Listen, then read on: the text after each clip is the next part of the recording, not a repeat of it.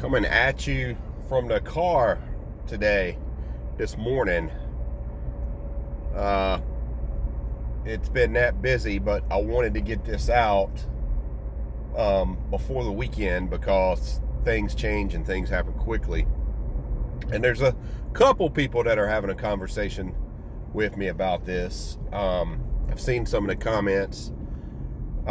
So we talked a couple days ago when Dak signed about what we would see next, and that we would see these contracts start to be restructured, and that when we see these contracts be restructured, that represents sort of a commitment to said player, be it longer years or making it more difficult to get out of that contract in later years. So there's, some players that come with a risk and some players that are easy to sign. So Dallas just about immediately snapped their fingers and saved a lot of money this year on their salary cap this year by restructuring 3 contracts and quickly. Zach Martin, and I don't have the exact money on the tip of my tongue, but these were hefty savings this year. Zach Martin restructure, that one was easy, and again, this doesn't require any kind of negotiation. This is built into their contract. It's literally, we push the button, we decide we want to do it, snap our fingers, whatever you want to call it. So Zach Martin,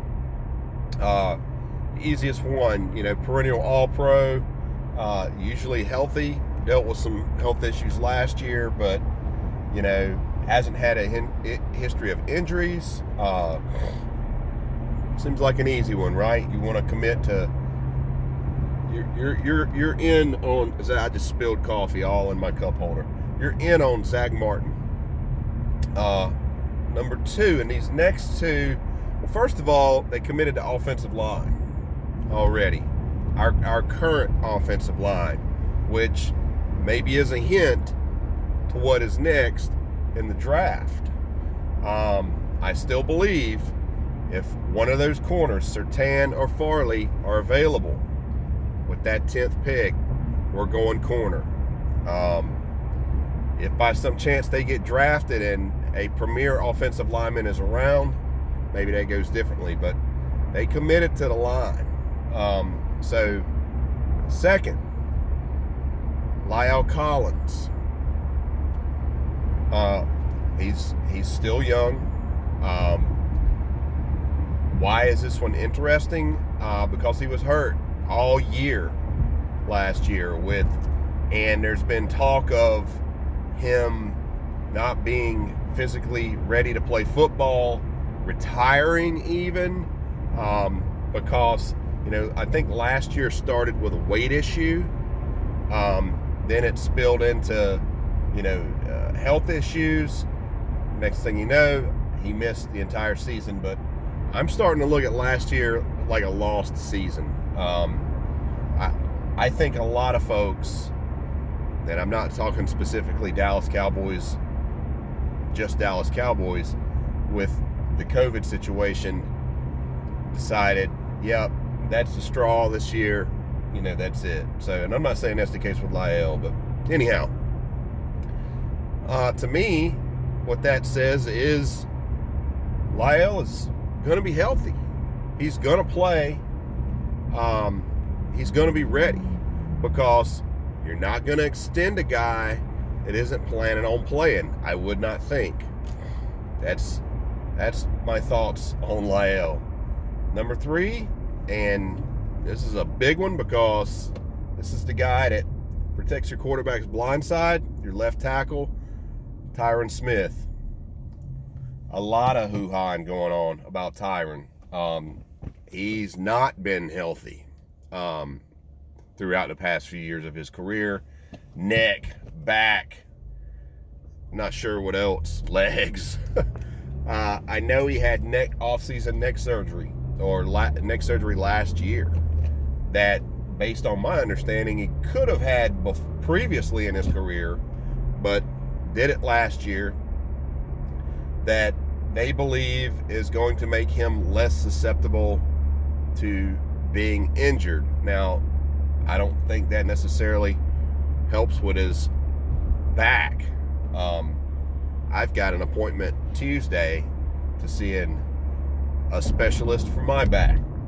I don't think I can play football on any level right now, but it's been that way for me for probably 4 or 5 years. Anyhow, same as Lyle. You know, there's been a lot of speculation about cutting Tyron, about not retaining him, that he might retire, that he's done, that he's never going to be healthy again. You're not going to extend this guy if you don't plan on keeping him around, and you're not going to keep him around if he's not going to play. So I think this is good news that the first three we hear are these three.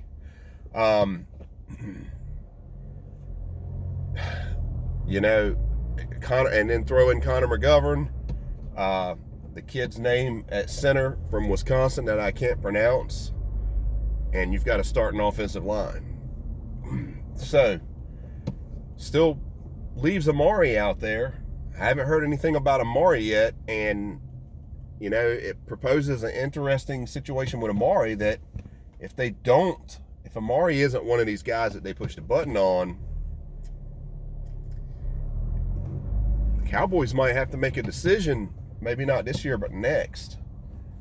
And I think that decision would be Gallup or Amari, you know, because I don't think when it comes time to pay Gallup that they're going to be able to, well, I'm sure they could, but do they want to invest that much money in 3 receivers?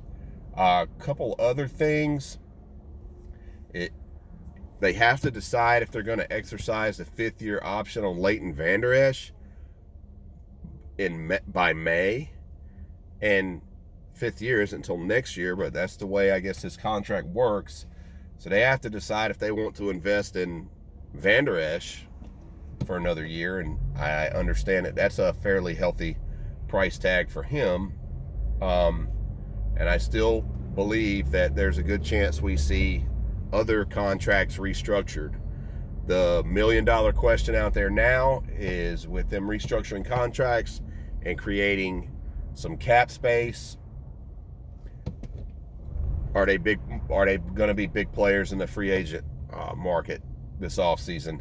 I think they're going to be somewhere in the middle, but I don't really have any inside information on that. That's just my gut. Just like my gut with they're going to take a corner and all of these things. You know, I'm not talking to anybody at the Star. You know, I have access to the same information you have. I just try to put it all together in a format where I can just chat with you guys and that it's understandable. And I enjoy it.